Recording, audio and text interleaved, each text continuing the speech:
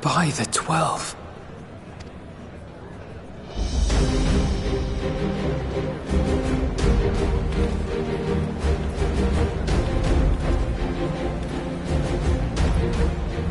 Glad you could join us.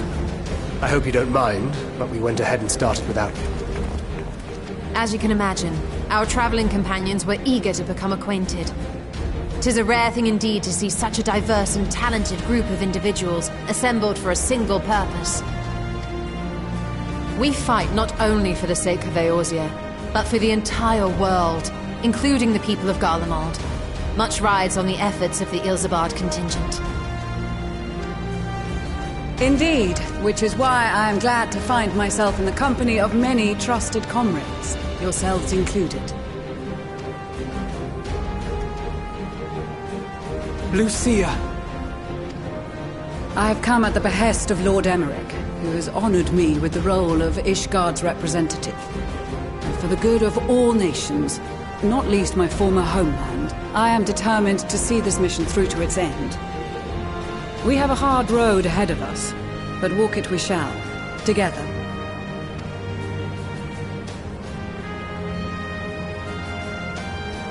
We too welcome this opportunity to work together once more. I have faith that, if there is a way to resolve this conflict, we will find it. Allow me to introduce you to the rest of our company. Everyone! If I may have your attention.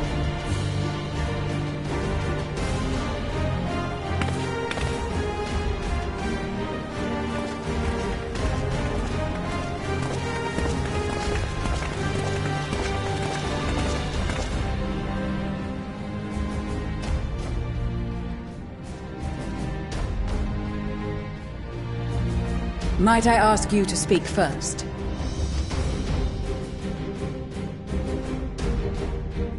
If I must, I am Arun Senna, spokesman for the Gridanian delegation, here on behalf of my esteemed sister, the Elder Seedseer. We shall provide support and protection to those in need during our time in Garlemald. To that end, I am joined by healers selected by the Conjurers Guild, with the Order of the Twin Adder's Finest serving as our escort.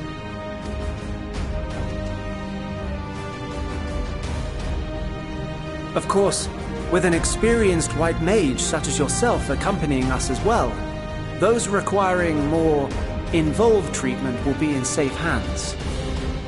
Raya O sends her regards, by the way.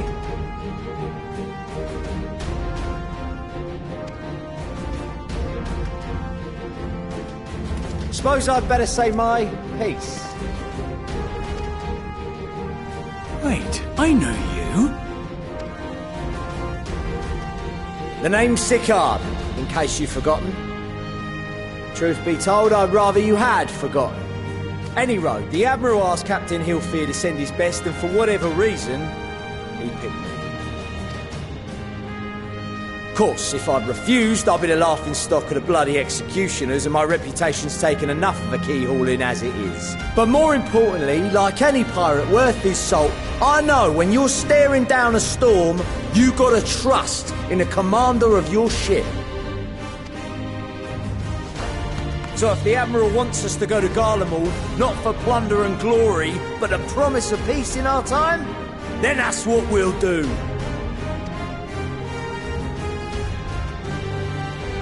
Since we all know how much the Empire loves its steel, we thought we'd bring along a few smiths to make the most of it. Give them a pile of scrap and they'll cob you fancy. Of course, just like the Gridanians, we got fighters of our own. We might have come with a more constructive purpose in mind, but we're more than capable of cracking skulls, believe you me. Well, you're certainly raring to go. But then again, so are we. The most dependable warriors of Uldar and Alamigo have assembled at the Sultana and General Aldin's behest. If Garlemald has truly fallen, then the whole place is likely to be crawling with Telophoroi. We'll need plenty of troops to clear and hold a path for others to follow. That's where we come in. Naturally, Marshal Tarapin and I will be leading from the front.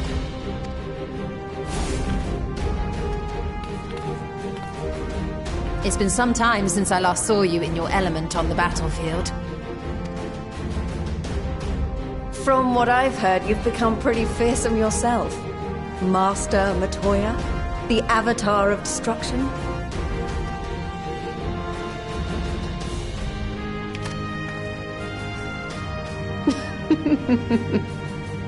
With comrades like these, I know we'll succeed, no matter what awaits us.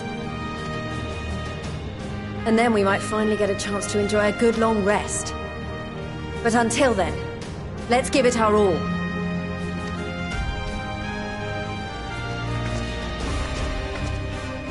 As for Ishgard, we Temple Knights have come in force to uphold our nation's commitment to the peace and welfare of our allies. The bitter cold of Garlemald is a formidable enemy in of itself.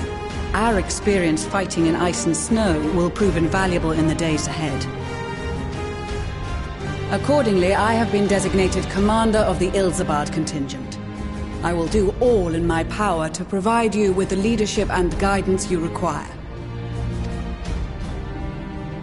The four high houses, House Hylinart foremost among them, have arranged for a host of machinists to join us on our mission. Their knowledge of Imperial Magitech is sure to be a great boon. They will address any problems of a technical nature, together with the smiths of Limpsa Lomitsa.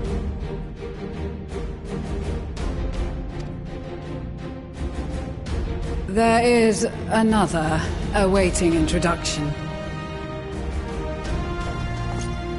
Lord Emanolaine! Ah, yes.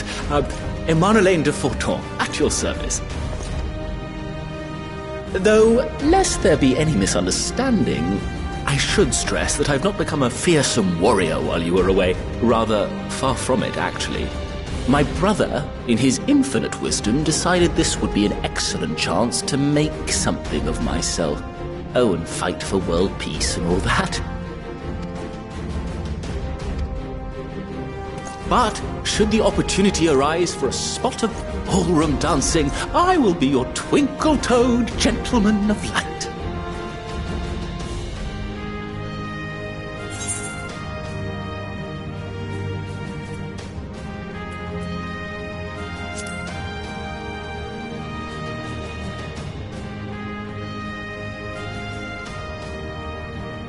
Huzzah! I cannot wait to regale Honoroa with my tales of daring-do. I believe that concludes introductions for the Grand Company of Eorzea. Our allies from the Eastern Alliance were due to arrive some time ago, but it would appear they have been delayed.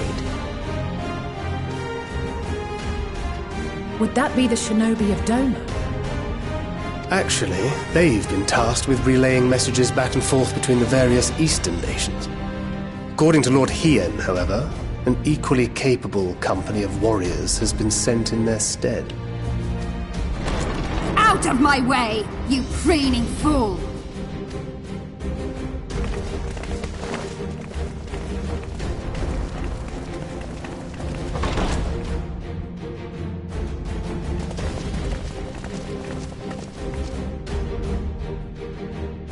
Forgive us for coming late.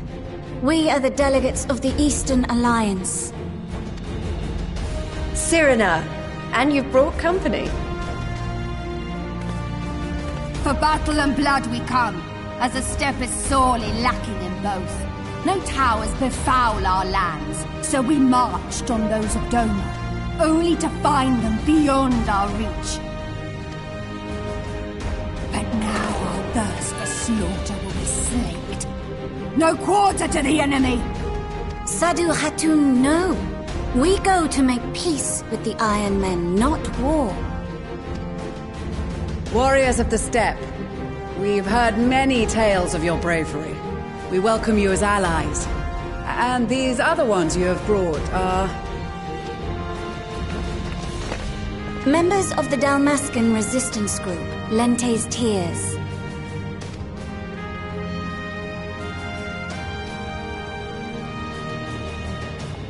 And the Bosnian resistance. Between them, they have a wealth of experience in espionage, and are particularly adept at infiltrating Imperial facilities. Which is fortuitous, since Garlemald's domain is so vast that I could never hope to handle reconnaissance duties all by myself. Dalmasca, Bosnia, Alamigo. All lands which have suffered the tyranny of the Empire. I would never presume to question your motives. Nevertheless, I must reiterate that our goal is to aid the victims of the Telophoroi, the common folk of Garlemald. And they are victims, make no mistake. Though I understand that many may struggle to see them as such. You're more right than you know. For every one of us that answered the call, there were a dozen that refused. Not only in Alamigo, but everywhere we went. And who could blame them? The Empire's always been the enemy. But after seeing what we've seen, fighting and working against and with Garleans, there's no denying the simple truth. They're just people. No different from you or I. They've got their share of liars and murderers, but so do we. So do we all. For Dola, who once swore herself to Garlemald, has proven herself a trusted ally time and time again. Every Eorzean here knows Cid Garland, the Imperial defector who shared with us countless technological wonders. Gaius bloody Baelsar himself is working to help rebuild Werlid, a nation he once conquered. So you can believe me when I say that every fighter here understands and accepts that the Imperials are not monsters and are deserving of help. Or at least that they were able to put aside their feelings for the greater good. It won't be easy, but we're all determined to make this world a better place.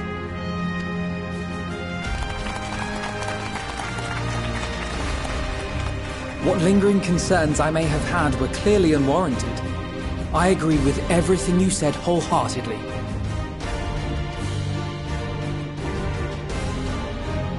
Then we are in accord. Now, let us review our strategy. To reach the Garlean capital in northern Ilsabard, we must cross the central mountain range. Fortunately, Garland Ironworks can provide aerial transport, sparing us this most treacherous part of our journey. However, attempting to fly any closer to Garlemald would attract the attention of the Telophoroi. As they appear to have seized control of the majority of the Imperial military, we must assume that includes its fleet. In addition, Garlemald possesses devices that can interfere with airship navigational systems, further discouraging an airborne approach. Given the circumstances, the closest we dare deploy our contingent is an area between the range and the capital, the Magna Glaciers. From there, we must travel the rest of the way on foot. We will also need to bring the airships with us to ensure we can withdraw with haste. Although much of the terrain will be blanketed in snow, we should be able to make use of local roads and shipping facilities. The vast ice field will afford us an unobstructed view of the surrounding area. On the other hand, it will also allow others to easily spot us, so it is imperative that we only make camp in positions where we can easily defend ourselves. And the airships, which must be kept safe at all costs. We cannot account for every possibility, so we must be prepared to think on our feet. We will be tested. Sorely tested, I expect. But for our homes and for our people, and a people not our own but in need, we will succeed. Spare no effort in your preparations. Once we depart, there is no turning back.